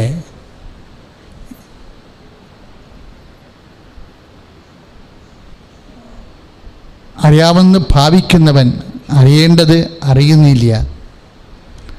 അപ്പം നമ്മൾക്ക് അത് ഏറ്റുപറച്ചിലാണ്. അപ്പോസ്തലൻ്റെ ഏറ്റുപറച്ചിലാണ് ശരിക്കും എന്ന് പറയുമ്പോൾ. ഇത് കേൾക്കുമ്പോൾ നമ്മൾ സാധാരണക്കാരായ നമ്മുടെ ചിന്തിക്കും, കർത്താവേ അപ്പോസ്തലന്മാർ വരെ ഇങ്ങനെ പറയണ പ്രാർത്ഥിക്കാൻ അറിയത്തില്ലെന്ന്. പിന്നെ നമ്മുടെയൊക്കെ അവസ്ഥ എന്താണ്? അതുകൊണ്ട് നമ്മൾ ജാഗരൂകതയായിരിക്കണം. ഇപ്പം ജാഗരൂകത എന്ന് പറയണത്, ഇപ്പം നമ്മൾ 21:36 എന്താ പറയണത്? സംഭവിക്കാൻ പോകുന്നതെല്ലാം രക്ഷപ്പെടാൻ വേണ്ടി സദാ പ്രാർത്ഥനാ നിരതരും ജാഗരൂകരുമായിരിക്കാൻ. പക്ഷേ ജാഗരൂകത എന്തിനെക്കുറിച്ചാണ് വേണ്ടത്? ഒന്നാമത് ജാഗരൂകത നമ്മൾക്ക് അറിയേണ്ട കാര്യങ്ങൾ അറിയാൻ കഴിയുന്നില്ല എന്നുള്ള നിസ്സഹായതയെക്കുറിച്ചാണ്. പ്രാർത്ഥിക്കാൻ അറിയാൻ പാടില്ലാത്ത അവസ്ഥയെക്കുറിച്ചാണ് ആദ്യത്തെ ജാഗരൂകത വേണ്ടത്. ശ്രുതികട hallelujah, Yeshu hallelujah. Hallelujah hallelujah hallelujah hallelujah hallelujah യേശുവേ സ്തുതി. ഹല്ലേലൂയ ഹല്ലേലൂയ ഹല്ലേലൂയ ഹല്ലേലൂയ ദിവ്യകാരുണ്യത്തിന് എന്നേരവും ആരാധനയും സ്തുതിയും പുകഴ്ചയും ഉണ്ടായിരിക്കട്ടെ. അപ്പോൾ പൗലോസ് അപ്പോസ്തലൻ എന്നിട്ട് ഇങ്ങനെ ഒരു നിസ്സഹായ അവസ്ഥ വന്നാൽ how to pray, what to pray, എന്താണ് ഇപ്പോഴും ഈ ഒരു അവസ്ഥയിൽ നിന്ന് കരകയറാനുള്ള പ്രാർത്ഥന എന്താണ് എന്ന് തനിക്കറിയാൻ പാടില്ലെന്ന് പറയുന്ന പൗലോസ് അപ്പോസ്തലൻ ആരെയാണ് ആശ്രയം വെക്കണം നോക്കിക്കേ. നമുക്കറിഞ്ഞുകൂടാ, എന്നാൽ അവാച്യമായ നെടുവീർപ്പുകളാൽ ആത്മാവ് തന്നെ നമുക്ക് വേണ്ടി മാധ്യസ്ഥം വഹിക്കുന്നു. നമ്മൾ യേശു മാധ്യസ്ഥനാണെന്ന് നമുക്കറിയാം, ഏക മാധ്യസ്ഥൻ. പക്ഷേ യേശുവിൻ്റെ കൂടെ തൃത്വിക ദൈവം നമുക്ക് വേണ്ടി മാധ്യസ്ഥനാകും. ഇതെപ്പോഴാണ്? ജാഗ്രതയുണ്ടാകുമ്പോൾ, നമ്മുടെ നിസ്സഹായ അവസ്ഥയെക്കുറിച്ച്. ഞാൻ എന്താ ഈ പറയണമെന്ന് കാര്യം, ഈ സമയത്ത് ഈ മനുഷ്യൻ പോലീസിൻ്റെ കയ്യിൽ അകപ്പെട്ട് ജയിലിലേക്ക് പോകാൻ പോകുന്ന ഈ മനുഷ്യൻ ജീവിതം പൊട്ടിഞ്ഞു പോകാൻ ഈ മനുഷ്യന് 14 നിലയിൽ വെച്ച് ഞാൻ എന്ത് പ്രാർത്ഥനയാണ് പറഞ്ഞു കൊടുക്കേണ്ടത്? പരിശുദ്ധാത്മാവ് എനിക്കൊരു പ്രാർത്ഥന പറഞ്ഞു തന്നു, ഈശോയുടെ ഇരിപ്പുണ്ട്. അതാണ് ഈ പ്രശ്നം. നമ്മൾ സദാ പ്രാർത്ഥന നിരന്ന് പറയത്തില്ലേ, ഇതുകൊണ്ടുണ്ടാകുന്ന ഗുണമെന്ന് പ്രാർത്ഥിക്കുമ്പോഴല്ല നമുക്ക് ഉണ്ടാകേണ്ടത്. നമ്മൾ കർത്താവുമായിട്ട് പ്രേയർഫുള്ളോയിലാണെങ്കിൽ, സദാ പ്രാർത്ഥനയിലാണെങ്കിൽ, ഒരു ഇഷ്യൂ വരണ സമയത്ത് നമ്മൾ പോലും അറിയാതെ ദൈവം നമ്മളിലേക്ക് അഭിഷേകം തരും. ഞാൻ ഈ മനുഷ്യനൊരു വാക്ക് പറഞ്ഞ് എന്താ പറഞ്ഞതെന്ന് അറിയാമോ? Jesus change the heart. ഇപ്പോൾ പറഞ്ഞതാണ്. എനിക്ക് ഇങ്ങനൊരു പ്രാർത്ഥന ഉണ്ടെന്ന് അറിയത്തില്ലായിരുന്നു. Jesus change the heart. എന്താണ്? കർത്താവേ, ആ മനുഷ്യൻ്റെ ഹൃദയത്തെ മാറ്റണമേ. കാര്യം എനിക്ക് എപ്പോഴും തോന്നിയിട്ടുള്ളൊരു വിഷയമാണ്, നമ്മൾ എന്ത് അനുഭവിച്ചാലും അനുഭവിക്കണം എവിടെയാണ്? ഹാർട്ടിലാണ്, അല്ലേ? നമ്മൾ എന്തനുഭവിച്ചു, സങ്കടമാണെങ്കിലും നമ്മുടെ ഹൃദയത്തിനാണത് വരണത്. സന്തോഷമാണെങ്കിലും അനുഭവിക്കണം എവിടെയാണ്? ഹൃദയത്തിനാണ്. ഇപ്പം ഹൃദയം എപ്പോഴും പ്രാർത്ഥനയുടെ ഒരു ഫോക്കൽ പോയിൻ്റാണ്. നമ്മുടെ കാലും തലയും തലച്ചോറും ഒന്നും പ്രാർത്ഥനയുടെ ഫോക്കൽ പോയിൻ്റ് അല്ല. പക്ഷെ ഹൃദയം പ്രാർത്ഥനയുടെ ഒരു ഫോക്കൽ പോയിൻ്റാണ്. അതുകൊണ്ട് നമ്മൾ പ്രാർത്ഥിക്കുന്ന വ്യക്തി എപ്പോഴും ഹൃദയത്തെ എപ്പോഴും ശ്രദ്ധിക്കണം. എന്താ വെച്ചാൽ ഈ പല പ്രാർത്ഥനകൾക്കും വ്യക്തമായ ഉത്തരം നമുക്ക് ലഭിച്ചിട്ടും നമുക്കത് മനസ്സിലാകാത്തവൻ്റെ കാരണം ഹൃദയം വേറെ ആരുടെയോ തടവറയിലാകുന്നത് കൊണ്ടാണ്. ഇപ്പോൾ നമ്മൾ ഒരാളെ മൊബൈലിൽ വിളിക്കുന്നു, ഹലോ. പക്ഷേ നമ്മൾ ഇപ്പം തിരിച്ച് ഹലോ കേൾക്കുമ്പോൾ അയ്യോ ഇത് ജോസിൻ്റെ സ്വരം അല്ലല്ലോ, എടാ നീ ജോസല്ലേ? അപ്പോൾ മിണ്ടത്തില്ല. പിന്നെ നമ്മൾ ഹലോ അപ്പോഴും ഇത് ജോസല്ലല്ലോ. നമ്മൾ ജോസിനെ വിളിച്ചത്, പക്ഷേ അയാളുടെ മൊബൈൽ വേറെ ആളുടെ കയ്യിലാണ്. സംഭവം ഇതാണ്. അപ്പം ഞാൻ ചില സ്ഥലം MLA-മാരെയൊക്കെ വിളിക്കുമ്പോൾ MLA-മാരൊന്നും എടുക്കത്തില്ല, അവർ വല്ല പ്രസംഗത്തിലുമായിരിക്കും. ആ മൊബൈൽ അവരുടെ ഡ്രൈവറിൻ്റെ കയ്യിലുമായിരിക്കുന്നത്. അവരോടൊക്കെ ഒന്നും പറയാൻ പറ്റത്തില്ല. ഇതുപോലെ ഹാർട്ടിന് സംഭവിക്കും. നമ്മളുടെ ഹാർട്ട് വേറെ ആരുടെയെങ്കിലും കയ്യിലായിരിക്കും. അപ്പോൾ ദൈവത്തിന് നമുക്ക് കമ്മ്യൂണിക്കേറ്റ് ചെയ്യാൻ പറ്റത്തില്ല. ഇതൊരു വലിയ വിഷയമാണ്, സീരിയസ് വിഷയമാണ്. എന്നിട്ട് ഇതിന് പൗലോസ് പറയണത് ഹാർട്ടിന് എപ്പോഴും ഒരു വാച്ചർ വേണമെന്ന് പറയും. ഹാർട്ടിനൊരു വാച്ചർ വേണം. ഇത് അടിച്ചു മാറ്റാതിരിക്കാൻ വേണ്ടി, നമ്മുടെ ഹൃദയമേ അടിച്ചു മാറ്റാതിരിക്കാൻ വേണ്ടി. അതുകൊണ്ട് സുഖലോലുപത മദ്യാസക്തി ജീവിത വ്യഗ്രതയാൽ നിങ്ങളുടെ ഹൃദയം അന്ധമാകുകയും ആ ദിവസം ഒരു കെണി പോലെ വന്ന് നിങ്ങളുടെ മേൽ വന്ന് വീഴുകയും ചെയ്യും. അപ്പോൾ ഇങ്ങനെ ഇതുപോലെ കെണികൾ വീഴാൻ സാധ്യതയുള്ള എവിടെയാണ്? ഹാർട്ടിലാണ് ഇത് വരണത്. എല്ലാ കെണികളും അനുഭവിക്കുന്നത് എവിടെയാണ്? ഹാർട്ടിലാണ്. അതുകൊണ്ട് എപ്പോഴും പൗലോസ് പറയും, എപ്പോഴും സന്തോഷത്തിലിരിക്കുക, ഇടതടവില്ലാതെ പ്രാർത്ഥിക്കുക, എല്ലാ കാര്യവും കൃതജ്ഞ പ്രകാശിപ്പിക്കുക. അപ്പോൾ നിങ്ങളുടെ ധാരണകളെ അതിലേക്കുന്ന ദൈവത്തിൻ്റെ സമാധാനം നിങ്ങളുടെ ഹൃദയത്തെയും ചിന്തയെയും കർത്താവായ യേശുക്രിസ്തുവിൽ കാത്തുകൊള്ളുകയാണ്. വാച്ചറാണ്. ഹൃദയത്തിന് പ്രശ്നമുണ്ട്. കർത്താവായ യേശു, അതാണ് നമ്മൾ വായിക്കുന്നത്. ഹൃദയത്തിന് എപ്പോഴും, ഇപ്പോൾ ഫിലിപ്പിയർ 4:4, 4:6, 4:7 വചനം വരെ ഇതങ്ങനെ ഈ വചനം തന്നെയാണ്. അപ്പോൾ ഹൃദയത്തിന് കാവൽ വേണം. ഇപ്പം ഞാൻ ചിലതൊക്കെ പ്രണയം തെറ്റാണോ അച്ഛാന്നൊക്കെ എന്നോട് ചില പെൺപിള്ളേർ വന്നിവിടെ ചോദിക്കും, ഇവിടെ ആൾക്കാരെ അച്ഛനെ കാണാൻ പറ്റുന്ന കാലത്ത്. ഇപ്പം ഞാൻ ചിരിച്ചു കളയും. എന്താ കാര്യം എന്നറിയാമോ? ഇതിൻ്റെ ഏറ്റവും വലിയ അപകടം പ്രെയർ ലൈഫ് പോകുമെന്നുള്ളതാണ്. മറ്റത് പിന്നെയാണ്. പക്ഷേ ഇതിൻ്റെ ഏറ്റവും വലിയ സംഭവം കാര്യം ഈ നമ്മളുടെ ഹാർട്ട് നമ്മളുടെ കപിതാവിൻ്റെ കയ്യിലായിരിക്കും എപ്പോഴും. വലിയ പരിപാടിയാണത്. നിങ്ങളുടെ പല പ്രാർത്ഥനകൾക്കും ദൈവത്തിന് കമ്മ്യൂണിക്കേറ്റ് ചെയ്യാൻ പറ്റാത്ത കാരണം നിങ്ങളുടെ ഹൃദയം തടവറയിലായതുകൊണ്ടാണ്. ഇപ്പം അത് ജോലിയെ സംബന്ധമായ കാര്യമായാലും ശരി, ഒരു സ്ഥലം വിൽക്കുകയോ വാങ്ങുന്ന കാര്യമായാലും ശരി, ഹാർട്ട് തടവറയിലേ പോകും. എന്താ പ്രശ്നം വെച്ച് കഴിഞ്ഞാൽ, ദൈവത്തെക്കാൾ ഉപരി വേറെ ആരെ സ്നേഹിച്ചാലും എനിക്ക് യോഗ്യനല്ലെന്നല്ല ഈശോ പറയണത്. കാര്യം എനിക്ക് കമ്മ്യൂണിക്കേറ്റ് ചെയ്യാൻ പറ്റാത്തതുകൊണ്ടാണ്, കർത്താവിന് കമ്മ്യൂണിക്കേറ്റ് ചെയ്യാൻ പറ്റാത്തതുകൊണ്ടാണ്. ഇതുപോലെ ഹാർട്ടൊരു പ്രശ്നമാണ്. കാര്യം ദൈവം കമ്മ്യൂണിക്കേറ്റ് ചെയ്യണതും അത് ദൈവത്തിൻ്റെ എല്ലാ പ്രവർത്തനങ്ങളും നടക്കുന്നത് കേന്ദ്രം ഹാർട്ടിലാണ്. അതുകൊണ്ടാണ് ഇത് സംരക്ഷിക്കപ്പെടണമെന്ന് പറയുന്നതിൻ്റെ കാരണം. ഇപ്പം ഞാൻ എൻ്റെ പരിശുദ്ധാത്മാവ് എനിക്ക് പെട്ടെന്ന് തന്നത് ജീസസ് ചേഞ്ച് ദ ഹാർട്ട് എന്ന് പറഞ്ഞു. എന്താണ്? ഈ CBI റെയ്ഡിൽ പിടിക്കാൻ പോണ ആളിൻ്റെ ഹാർട്ട് ചേഞ്ച് ചെയ്യാനാണ് പ്രാർത്ഥന. അങ്ങനെ ഒരു പ്രാർത്ഥന ഞാൻ പ്രാർത്ഥനാ പുസ്തകത്തിൽ ഞാൻ ആർക്കും എഴുതി കൊടുത്തിട്ടില്ല. പലർക്കും മക്കളില്ലാത്തവർക്കും മക്കളുണ്ടാകാൻ വേണ്ടിയുള്ള ബന്ധപ്പെടലിന് വേണ്ടി പ്രാർത്ഥന ഞാൻ പറഞ്ഞു കൊടുത്തിട്ടുണ്ട്. നമ്മളിത് അവരുടെ പുസ്തകത്തിൽ ഇല്ല. കൗൺസിൽ ചെയ്യാൻ വരുമ്പോൾ ഞാൻ പറഞ്ഞു കൊടുക്കുക പ്രാർത്ഥന. ബന്ധപ്പെടുന്നതിന് മുമ്പുള്ള പ്രാർത്ഥനയുണ്ട്.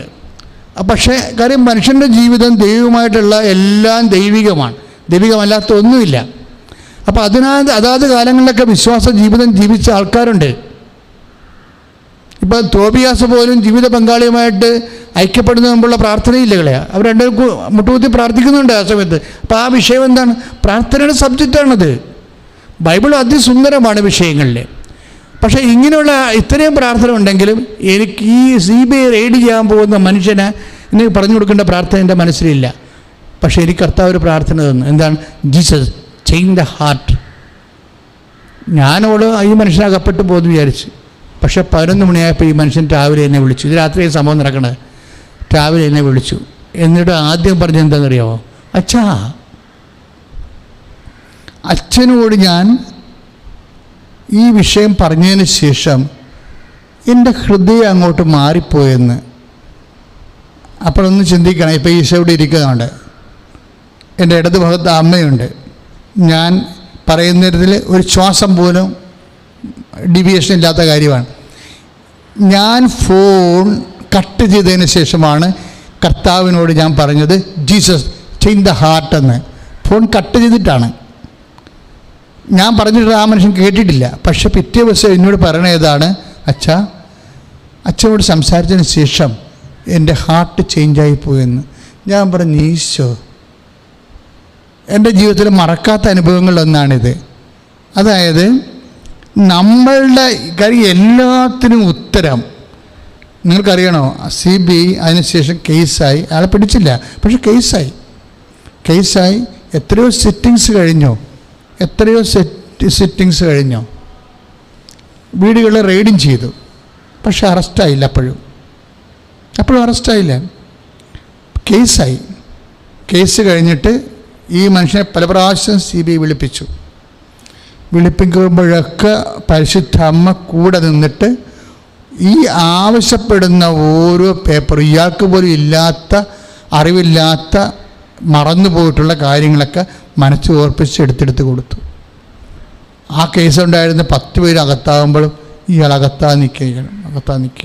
നമ്മൾ ഇന്ന് നിങ്ങളോട് അപ്പോൾ CBI മനുഷ്യനെ വെറുതെ വിട്ടു. എന്നാൽ ചിന്തിച്ച് എനിക്കൊരു കേസ് വേണം പോക്ക്. ഇന്ന് നിങ്ങൾ ഇവിടെ ഇടയ്ക്ക് ചൊവ്വാഴ്ചകളിൽ ശുശ്രൂഷ ചെയ്യുന്ന വിജയകുമാറാണ് ആൾ. വിജയകുമാർ ഇപ്പം അദ്ദേഹം ഇവിടുത്തെ ശുശ്രൂഷകനാണ്. പക്ഷേ ഒരു ദൈവാനുഭവത്തിൻ്റെ സഞ്ചാരം കണ്ടില്ലേ? ഞാൻ പഠിച്ച ഇതാണ്, ജീസസ് ചേഞ്ച് ദ ഹാർട്ട്. അതെനിക്കറിയാൻ പറ്റാത്തൊരു പ്രാർത്ഥനയാണ്.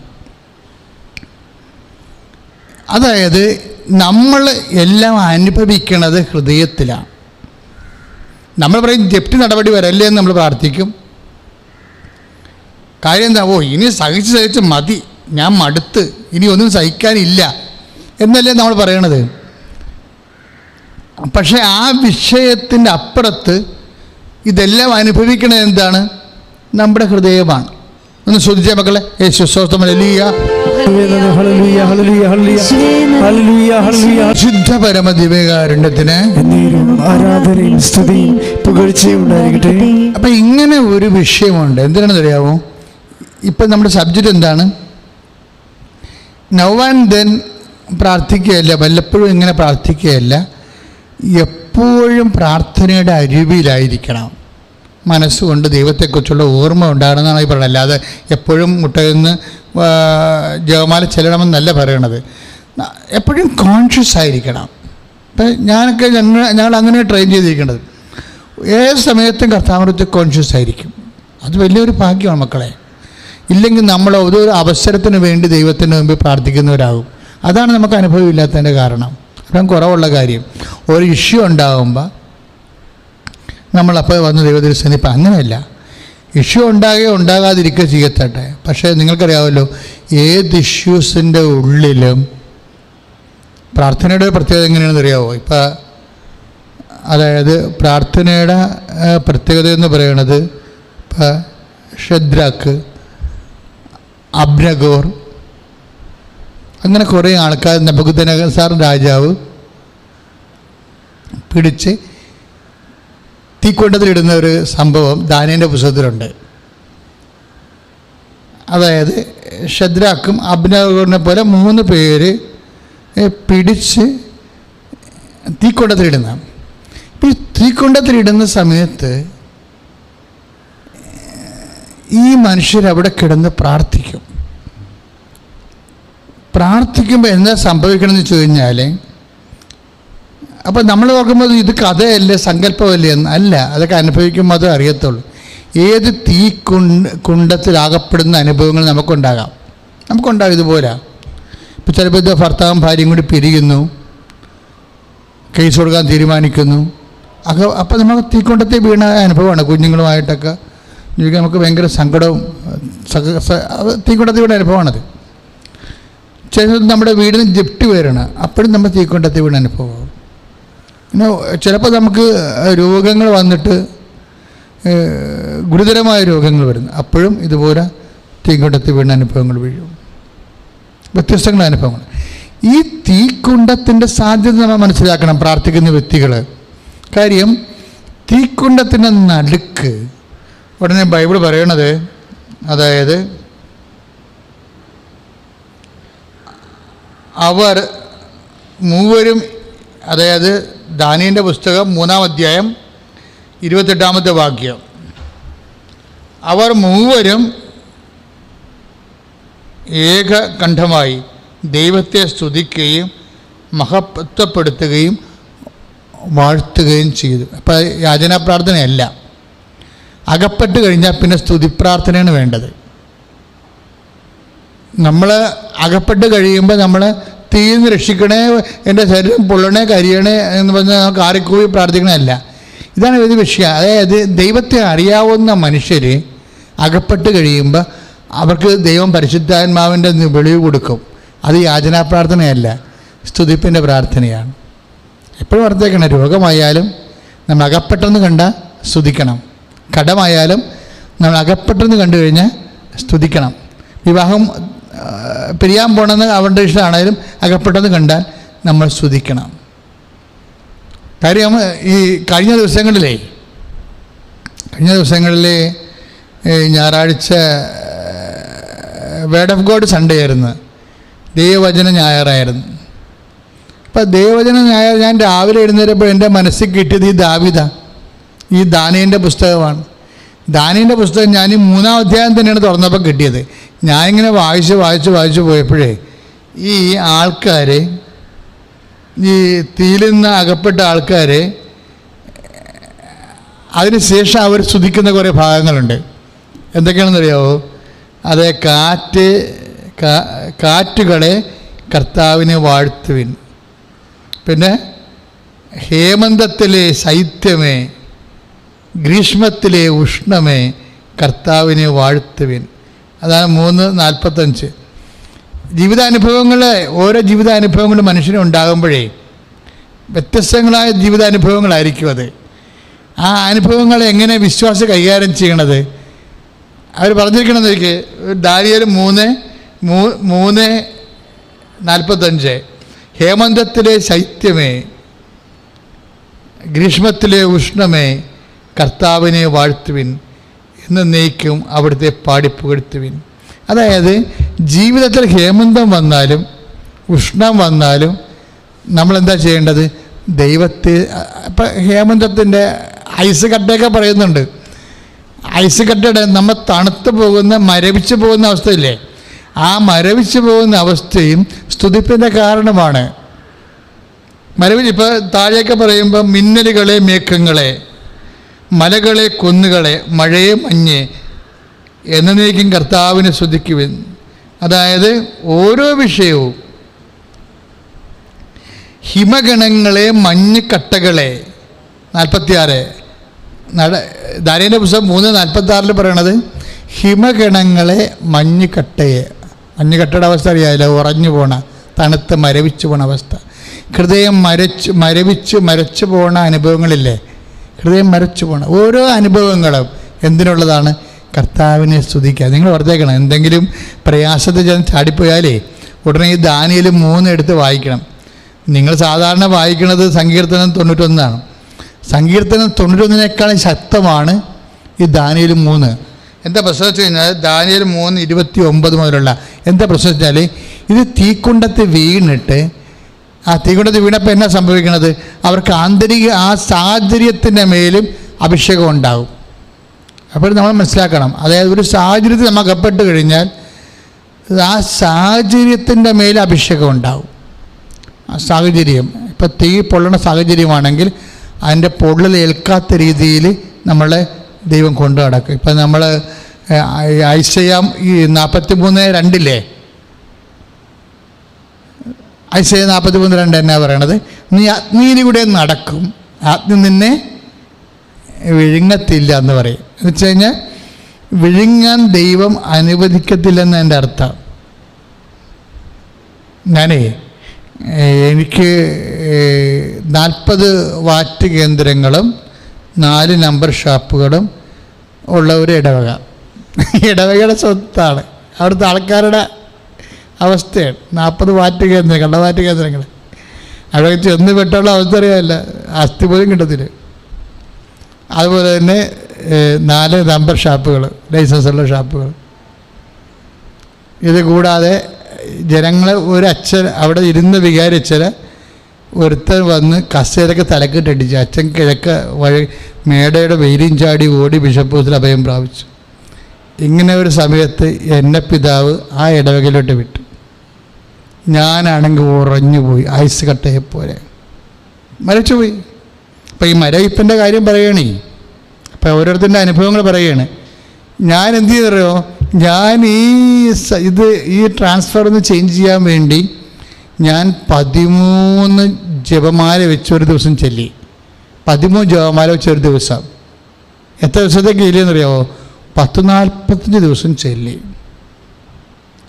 ട്രാൻസ്ഫറൊന്നും ചേഞ്ചായില്ല, പക്ഷേ എൻ്റെ മനസ്സ് ചേഞ്ചായി.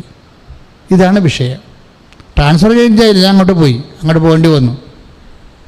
പക്ഷേ എൻ്റെ അവിടെ വെച്ച് അവിടുത്തെ ചില ആൾക്കാരെന്നെ തല്ലുകയും ചെയ്ത് ഒരു കാര്യം പറഞ്ഞതാണ്. പക്ഷേ എനിക്ക് അപ്പോഴും ഫീൽ ചെയ്തില്ല. എന്താ കാര്യം? ഇതിൻ്റെ വരുന്നൊരു വിഷയം,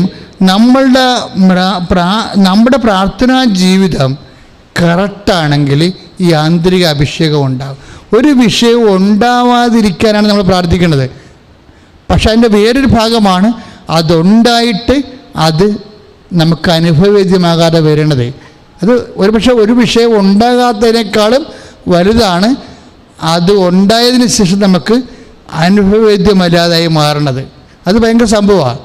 ഇതുകൊണ്ട് തന്നെയാണ് പൗലോസ് ഈ ദാനിയേൽ പറഞ്ഞ പുസ്തകത്തിൽ പറയണത്, അതായത് ഹിമഗണങ്ങളെ, മഞ്ഞുകട്ടകളെ കർത്താവിനെ സ്തുതിക്കാൻ.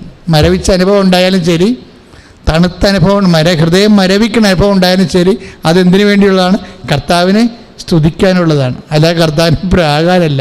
ഞാൻ ചിലർ പറയുന്നത്, ഞാൻ ഒരു ഓട്ടോറിക്ഷ ഇടിച്ച് മരിച്ച ഒരു മകനെ ശവപ്പെട്ടി കിടത്തിയിരിക്കുക. അവൻ്റെ അമ്മ അടുത്തിരിപ്പുണ്ട്, എല്ലാവരും ഉണ്ട്. അപ്പോൾ ഇടവക വികാരി എന്ന രീതിയിൽ ഞാൻ ചെല്ലുമ്പോൾ എന്നെ കണ്ടത് വലിയമ്മക്ക് മകൻ നഷ്ടപ്പെട്ടില്ലേ. അപ്പോൾ എന്നെയും കൂടി കണ്ടപ്പോൾ ദൈവത്തിന് അവർക്ക് പുച്ഛമാണ്. എന്നെയും കൂടി കണ്ടപ്പോൾ ദേവന് ശവം കെടുത്തോണ്ട് പോകാൻ വന്നിരിക്കണമെന്ന് പറഞ്ഞാൽ അവിടെ കൂടി നിലവിളിച്ചിട്ട് ഒരു കുരിശ് ആ ശവത്തിൻ്റെ കയ്യെ വെച്ച് കൊടുത്തിട്ടുണ്ട്. അപ്പം നമ്മൾ, എടാ എത്ര കുരിശിട്ടാണ്ടാ ഞാൻ നിന്നെ കിടത്തിയത്, ഉറക്കിയത്, എന്നിട്ട് മകനെ നിന്നെ ഒരു കുരിശും രക്ഷപ്പെടുത്തിയില്ല എന്ന് പറഞ്ഞാണ് ഇവർ കാരണത്. ഞാനൊന്നും വേണ്ടിയില്ല, ഞാൻ ശവം എടുത്തുകൊണ്ട് പോകുന്നു. പക്ഷെ അതല്ല, ഞാൻ എപ്പോഴും ഓർക്കുവേ, കുരിശെങ്ങനെ അവനെ സംരക്ഷിക്കും?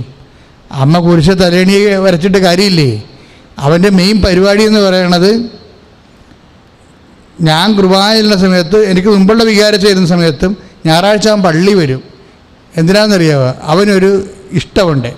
ആ പെണ്ണിനെ പള്ളിയിൽ നിന്ന് വിളിച്ചുകൊണ്ട് പോയി പള്ളിയുടെ അരികും മറയത്ത് നിന്നുകൊണ്ട് ലൈൻ അടിക്കണതാണ് എൻ്റെ പരിപാടി. പിന്നെ എങ്ങനെയാണ്? നമ്മുടെ കയ്യിരിപ്പ് മോശമാണെങ്കിൽ ഏത് കുരിശ് തലേണി കയറ്റിയിട്ട് എന്ത് കാര്യം? പ്രൊട്ടക്ഷൻ പോയി. അച്ഛൻ പറഞ്ഞു വരുന്നതിൻ്റെ കാരണം, നമ്മുടെ അഭിഷേകം നമുക്ക് വരുന്നതെന്ന് പറയണത്, നമ്മൾ ദൈവത്തിരുസന്നിധിയിൽ കുറച്ച് വിശുദ്ധിയോടെ തന്നെ പെരുമാറേണ്ടി വരും. അല്ലാതെ പ്രാർത്ഥിക്കുന്നതുകൊണ്ട് മാത്രം നമുക്ക് സംരക്ഷണം ഉണ്ടാവണമെന്നൊരു നിർബന്ധമില്ല. പ്രാർത്ഥിക്കുന്നത് കൊണ്ട് മാത്രം സംരക്ഷണം ഉണ്ടാകത്തില്ല. ആ പ്രാർത്ഥന ഭരിക്കാൻ പറ്റിയ ഹൃദയാവസ്ഥ കൂടി നമുക്കുണ്ടാവണം. ആ പ്രാർത്ഥന ഭരിക്കാൻ പറ്റിയ ഹൃദയാവസ്ഥ കൂടി. നമുക്കൊരു കാര്യം, ഇപ്പം നമ്മൾ ഓരോ വിഷയം, ഇപ്പം ഞാൻ മുമ്പ് നിങ്ങളോട് പറഞ്ഞു 46 ദാനിയേൽ 3:46 ഹിമഗണങ്ങളെ, മഞ്ഞുകട്ടകളെ കർത്താവിനെ സ്തുതിക്കുവിൻ. അത് താഴേക്ക് വരുമ്പോൾ മൂടൽ മഞ്ഞ്, പൊടിമഞ്ഞ് കർത്താവിനെ സ്തുതിക്കും. മിന്നലുകളെ, മേഘങ്ങളെ, എല്ലാ അനുഭവങ്ങളും പൊടിമഞ്ഞായാലും അതുപോലെ തന്നെ മൂടൽ മഞ്ഞായാലും ചിലപ്പോൾ ഒന്നും കാണത്തില്ലേ. ഇപ്പം നമ്മൾ ഹൈ റേഞ്ചിലൊക്കെ ഇപ്പം ചെന്നുള്ള അവസ്ഥ എന്താ? ഹൈ റേഞ്ചിലൊക്കെ ചെന്ന് കഴിഞ്ഞാൽ ഒരു 11:30 മണിയാകാതെ നമുക്ക് അങ്ങോട്ടും ഇങ്ങോട്ടും കാണാൻ പറ്റത്തില്ല. ഞാൻ പല പ്രാവശ്യം പോയപ്പോഴേക്ക് സംഭവിച്ചതാണ്.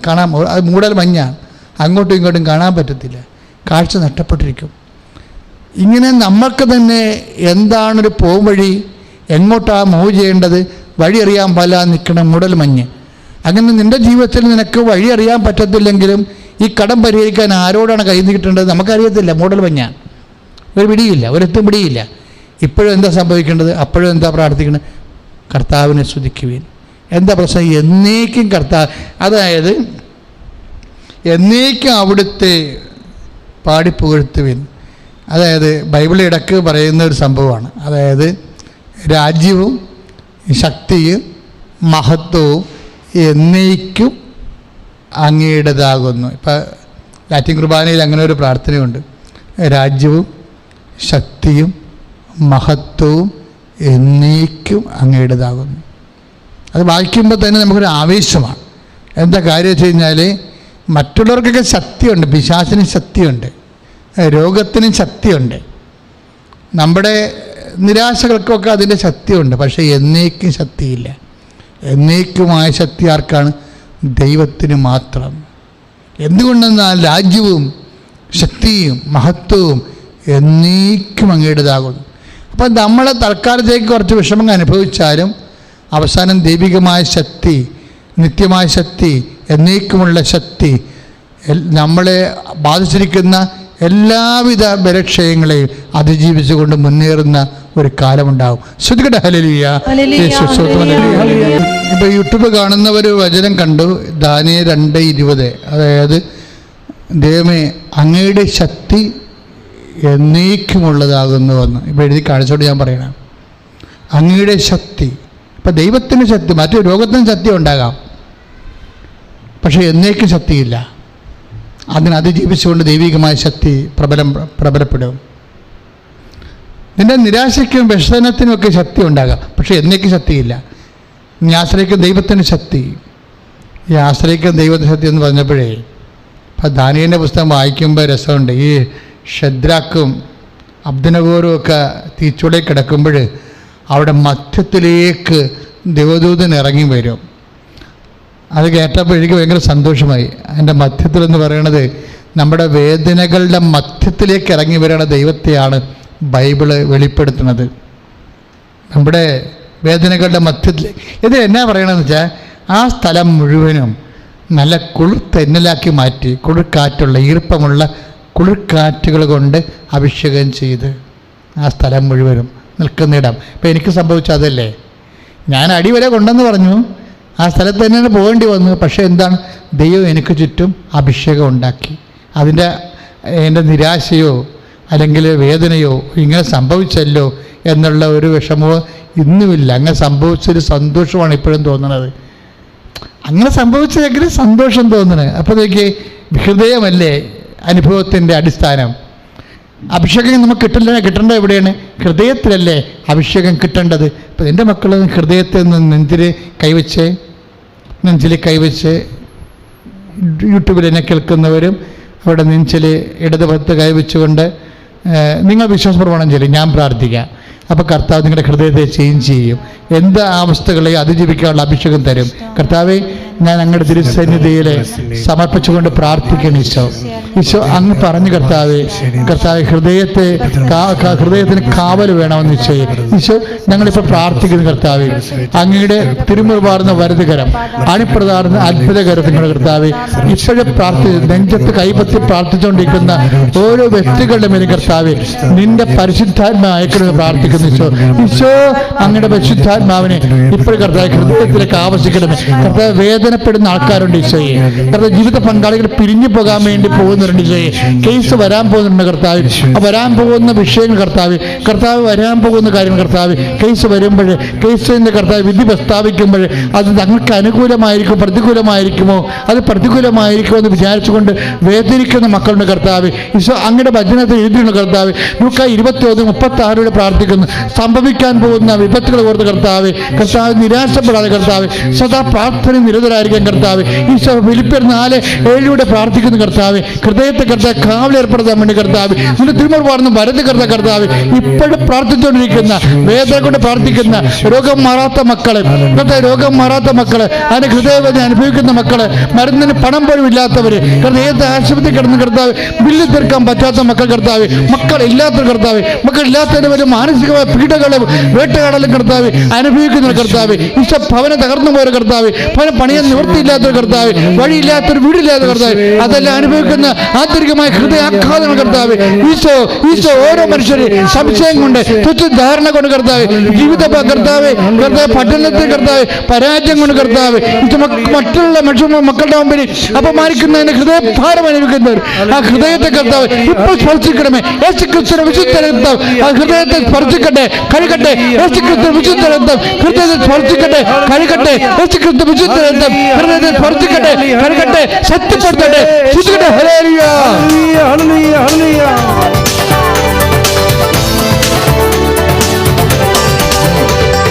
തിരുക്കരത്താൽ താങ്ങിയെന്നെ തിരുരക്തത്താൽ കഴുകണമേ. തിരുക്കരത്താൽ താങ്ങിയെന്നെ തിരുരക്തത്താൽ കഴുകണമേ. പെരുമഴ പോൽ പെയ്യട്ടെ, പെരുമഴ പോൽ പെയ്യട്ടെ. യേശുവിൻ രക്തം, യേശുവിൻ രക്തം, യേശുവിൻ തിരുരക്തം, യേശുവിൻ രക്തം, യേശുവിൻ രക്തം, യേശുവിൻ തിരുരക്തം. പരിശുദ്ധപരമധികാരണത്തിന് ആരാധനയും സ്തുതിയും പുകഴ്ചയും ഉണ്ടായിരിക്കട്ടെ.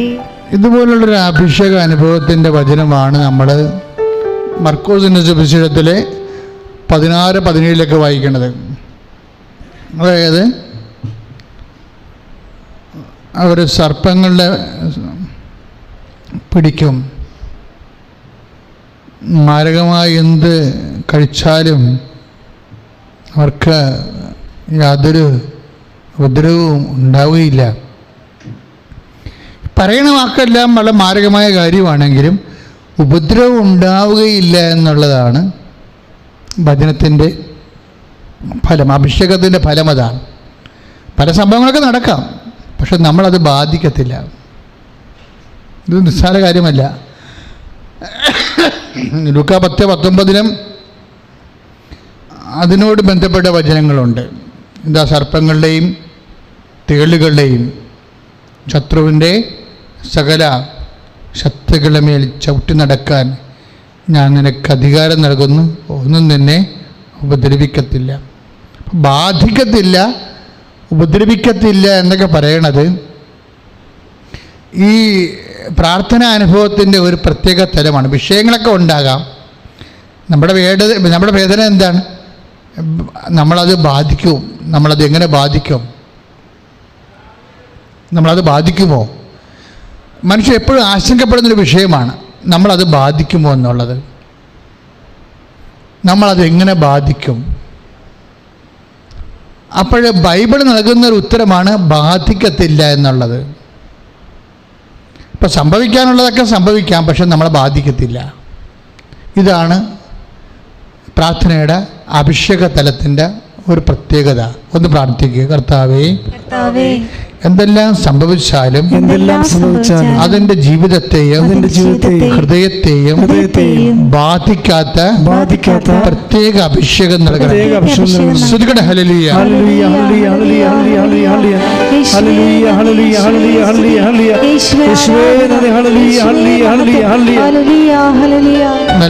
നിന്റെ ഉന്നതമായ ശ്രുതികട മക്കളെ, നിന്റെ ഉന്നതമായ നാമത്തിന് സ്തോത്രം ചെയ്യുന്ന കർത്താവേ, നിന്റെ ഉന്നതമായ നാമത്തിന് സ്തോത്രം ചെയ്യുന്ന കർത്താവേ.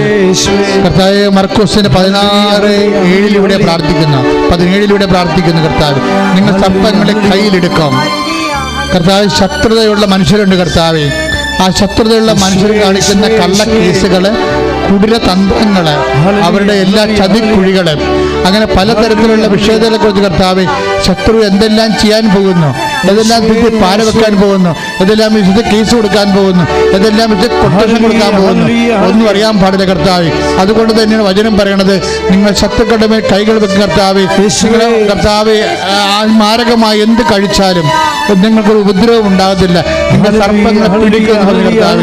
ഇതുപോലെ മാരകമായ വിഷയങ്ങൾ, വ്യക്തികൾ, സംഭവങ്ങൾ, അതെല്ലാം കയ്യിൽ കർത്താവേ, കൈകാര്യം ചെയ്യേണ്ട കാര്യങ്ങൾ, സർപ്പങ്ങളെ കൈകാര്യം ചെയ്യേണ്ട സമയങ്ങൾ, ശത്രുവിനെ കൈകാര്യം ചെയ്യേണ്ട സമയങ്ങൾ അപ്പൊക്കെ വരുമ്പോഴും കർത്താവേ, അതെല്ലാം കള്ളക്കേസുകൾ കൊണ്ടും പലതരത്തിലുള്ള തകർച്ചകൾ കൊണ്ടും പലതരത്തിലുള്ള ചതിപ്രയോഗങ്ങൾ കൊണ്ട് കർത്താവേ, ക്ഷുദ്രദോഷം കർത്താവേ, മക്കളെ അങ്ങയുടെ മക്കളെ കർത്താവേ വേദനിപ്പിക്കുമ്പോൾ കർത്താവേ, അതിനെല്ലാം അതിൻ്റെ ദംശനമേക്കാതെ കർത്താവേ, ഒന്നും നിങ്ങളെ ഉദ്ധരിക്കത്തില്ല. നല്ല ചെയ്ത 16 മർക്കോസ് 16:17 പ്രാർത്ഥിക്കുന്ന കർത്താവേ, അതുപോലെയുള്ള അഭിഷേകം ശത്രുക്കളുടെ എല്ലാവിധ കുതന്ത്രങ്ങളിൽ നിന്നും, സത്താന്റെ കുതന്ത്രങ്ങളിൽ നിന്നുമുള്ള കർത്താവേ, അതിന് ഭവിക്കാൻ പറ്റാതെ പ്രതിരോധിക്കുന്ന ദൈവികമായ അനുഗ്രഹത്താൽ മക്കളെ അഭിഷേകം ചെയ്യണമേ.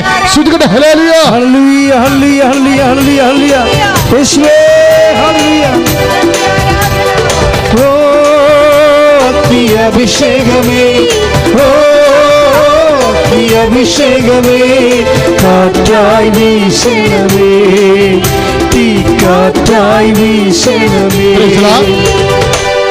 പരിശുദ്ധ പരമദിവ്യകാരുണ്യത്തിന് നേരവും ആരാധനയും സ്തുതിയും പുകഴ്ചയും ഉണ്ടായിരിക്കട്ടെ. വിശുദ്ധ ലൂക്കാ സുവിശേഷം 10:19 ഇതേ വചനം തന്നെയാണ്. ഇതാ ശത്രുക്കളുടെ മേൽ ചവിട്ടി നടക്കാൻ ഞാൻ നിങ്ങൾക്ക് അധികാരം നൽകുന്നു. അഭിഷേകത്തിന് അവിടെ കൊടുത്തിരിക്കുന്ന വാക്ക് അധികാരമെന്നാണ്. നിരന്തരം പ്രാർത്ഥിക്കുന്ന വ്യക്തികൾക്ക് ദൈവം തന്നെ ഒരു അധികാരം കൊടുക്കും. എന്തിൻ്റെ മേലാണ്? ശത്രുക്കളുടെ മേൽ അധികാരം. സർപ്പങ്ങളുടെയും തേളുകളുടെയും ശത്രുവിൻ്റെ സകല ശക്തികളുടെ മേൽ ചവിട്ടി നടക്കാൻ ഞാൻ നിനക്ക് അധികാരം. ഈ അധികാരം കിട്ടുന്നതിന് വേണ്ടി ഹൃദയത്തിൽ അഭിഷേകം ചെയ്തുകൊണ്ട് കൈവച്ചുകൊണ്ട് പ്രാർത്ഥിക്കട്ടെ. കർത്താവേ, നിന്റെ ഉന്നതമായ നാമത്തിന് ശ്രദ്ധിക്കണം മക്കളെ. കർത്താവിന്റെ ഉന്നതമായ നാമത്തിന് കർത്താവേ, കർത്താവ് ലൂക്ക 10:19 പ്രാർത്ഥിക്കുന്നു. ശത്രുവിന്റെ സകല ശക്തികളുടെ മേൽ ചവിട്ടി നടക്കാൻ ഞാൻ നിനക്ക് അധികാരം നൽകുന്ന ചെയ്ത ആ അധികാരം കർത്താവ് ഇപ്പോഴും അങ്ങനെ നാമത്തിന് വചനനുസരിച്ചുകൊണ്ട് പ്രാർത്ഥിക്കുന്ന ഓരോ വ്യക്തികളും കർത്താവ് അധികാരം കൊടുക്കണം കർത്താവ്. ശത്രുവിനെ കുറിച്ചുള്ള ഉത്കണ്ഠകള്, ആശങ്കകള്, പേടികള്, അത് കടങ്ങളെ കുറിച്ചാകാം, രോഗങ്ങളെ കുറിച്ചാകാം, വ്യക്തികളുടെ വിദ്വേഷത്തെ കുറിച്ചാകാം, എന്തിനെ കുറിച്ചാകാം കർത്താവ് ആശങ്കകളെല്ലാം അതിജീവിക്കാനുള്ള ആന്തരികമായ അഭിഷേകത്തിന്റെ അധികാരത്താൽ മക്കളെ അഭിഷേകം ചെയ്യണമേ. ശ്രുതികട്ടെ ഹല്ലേലൂയ.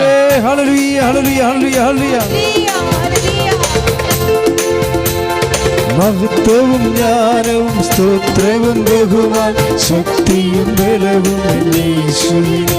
ആമേൻ. മഹത്വവും ജ്ഞാനവും സ്തോത്രവും ബഹുമാൻ ശക്തിയും ബലവും യേശുവിന്. സമാപന ആശീർവാദം സ്വീകരിക്കുക. മുട്ടയുന്നുകൊണ്ട് സമാപന ആശീർവാദം സ്വീകരിക്കുക. ഈ സമയത്ത്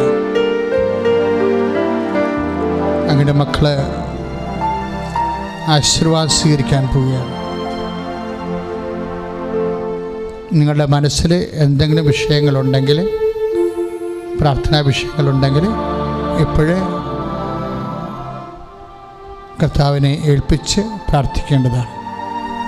മൗനമായിട്ട് ആശീർവാദ സമയത്ത് ഏതെങ്കിലും വിഷയങ്ങൾ നിങ്ങൾ അലട്ടുന്നുണ്ടെങ്കിൽ അത് പരിശുദ്ധ അമ്മ വഴി ഈശോയ്ക്ക് സമർപ്പിച്ചുകൊണ്ട് പ്രാർത്ഥിക്കുക. ആശീർവാദത്തിൻ്റെ സമയത്ത്